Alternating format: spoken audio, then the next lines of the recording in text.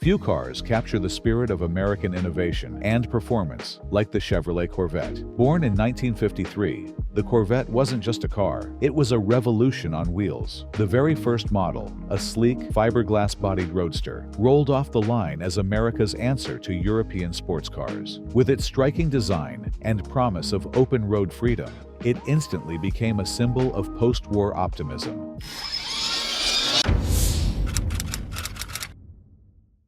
The birth of a legend, 1953 to 1959, where passion, innovation, and raw power collided to create an American icon. The Chevrolet Corvette, America's sports car, was born not out of certainty, but out of bold risk-taking.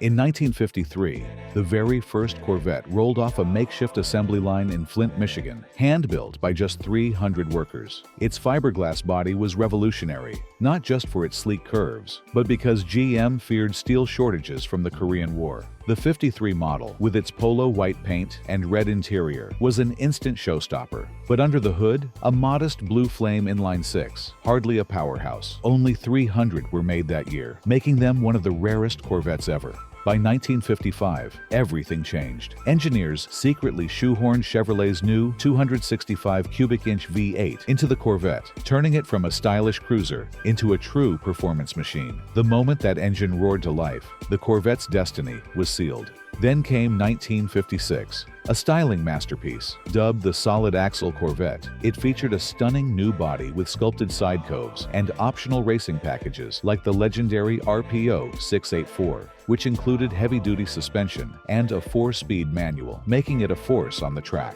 But 1957 was the game-changer. Chevrolet introduced fuel injection, boasting 1 horsepower per cubic inch, an unheard-of feat at the time. The 283 cubic inch V8 now made 283 horsepower, turning the Corvette into a drag strip terror. That same year, a modified Corvette SS prototype even raced at Le Mans, proving America could compete with Europe's best. By 1959, the C1 had evolved into a true icon. Quad headlights, a more aggressive stance, and a growing reputation as a giant killer in motorsports cemented its legacy. In just 6 short years, the Corvette went from a question mark to a legend, setting the stage for 6 decades of dominance. The Golden Age, 1960 to 1969, when the Corvette became a legend. The 1960s, the decade the Corvette grew fangs. This was the era of the C2, where Chevy threw out the rulebook and built a street-legal race car. In 1963, the legendary split-window coupe debuted, a design so controversial, GM killed it after just 1 year. Underneath,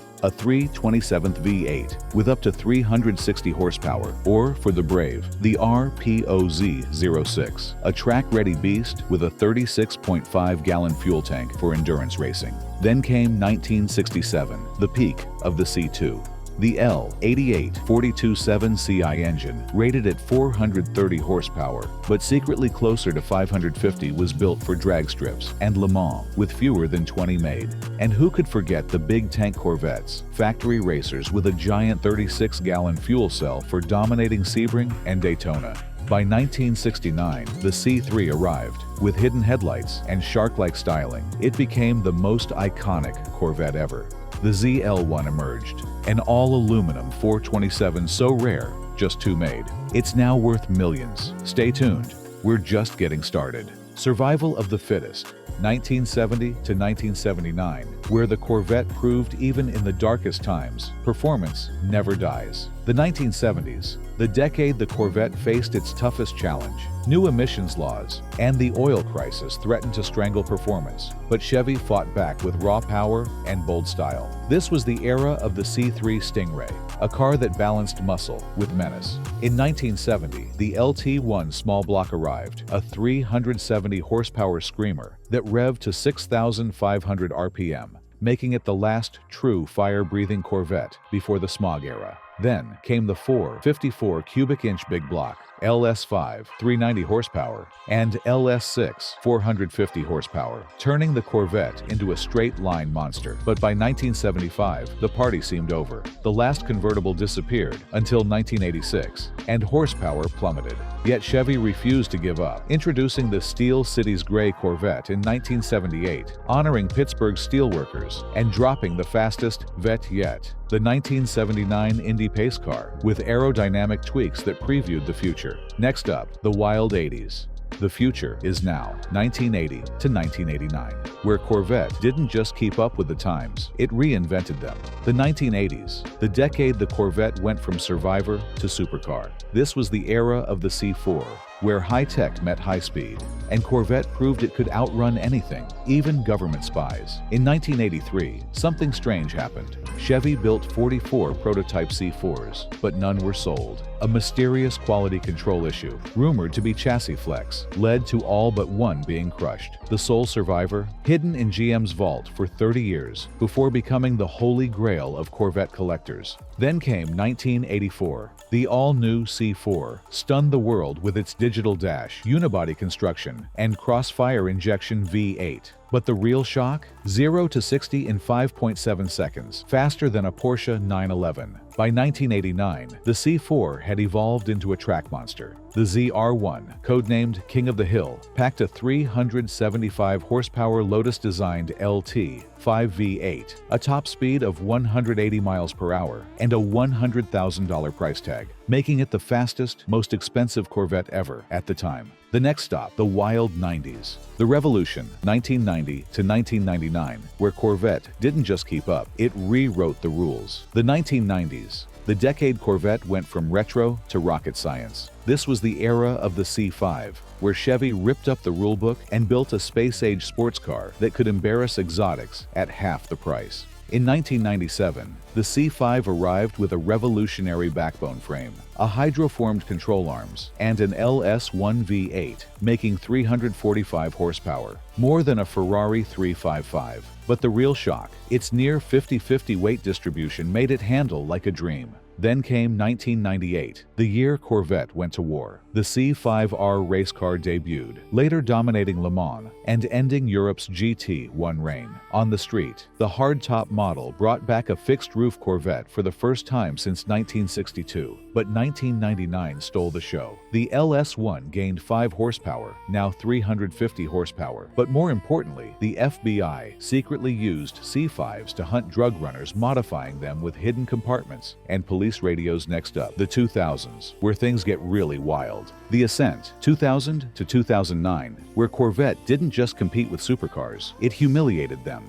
The 2000s, the decade Corvette went from world-class to weapons-grade. This was the era of the C6, where Chevy took off the gloves and built a 500-horsepower supercar slayer that cost less than a Porsche 911's options list. In 2001, the Z06 returned with a 385-horsepower LS6. But the real shock came in 2006. The new 7.0-liter LS7 screamed to 7,000 RPM with 505 horsepower, making it the most powerful production Corvette ever, until the 2009 ZR1 arrived with a supercharged 638 horsepower LS9, the first Corvette to break 200 miles per hour. But raw speed wasn't enough. Corvette went to war with Europe. The C6R dominated Le Mans in 2005, beating Aston Martin and Ferrari, while the 2008 Blue Devil prototype was caught testing at the Nürburgring with camouflage made from actual photographs of the track. Next up, the C7 era, where America's sports car goes hybrid and hyper.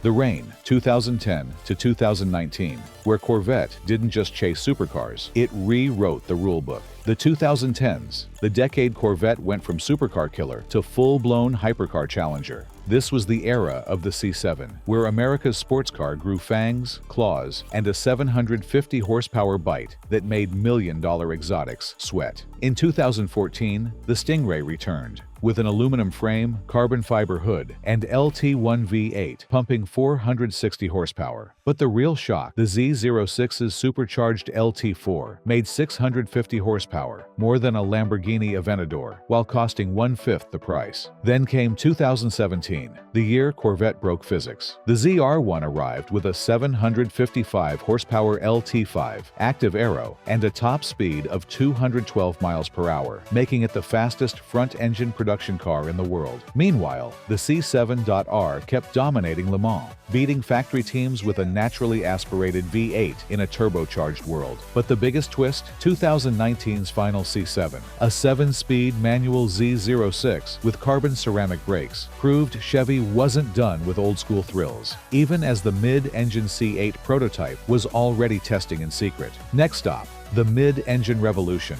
The future is here, 2020 and beyond, where Corvette isn't just keeping up, it's leading the charge into a new era, the 2020s, where Corvette shattered 67 years of tradition and redefined American performance forever. This is the C8 era, mid-engine, European slang tech, and a $60,000 price tag that sent shockwaves through the supercar world. In 2019, Chevrolet dropped the bombshell, the first ever production mid-engine Corvette. The base Stingray's 495 horsepower LT2 V8 could hit 0 to 60 in 2.9 seconds, outperforming cars 3 times its price. But the real magic? That sub $60,000 starting MSRP, making supercar performance actually attainable. Then came 2023. The Z06 arrived with a 5.5-liter flat plane crank V8 screaming to 8,600 RPM, producing 670 horsepower, the most powerful naturally aspirated V8 ever put in a production car. Its F1-inspired exhaust note immediately went viral, and its 3.6-second 0 to 60 time humiliated exotics, costing $500,000. But Chevy wasn't done.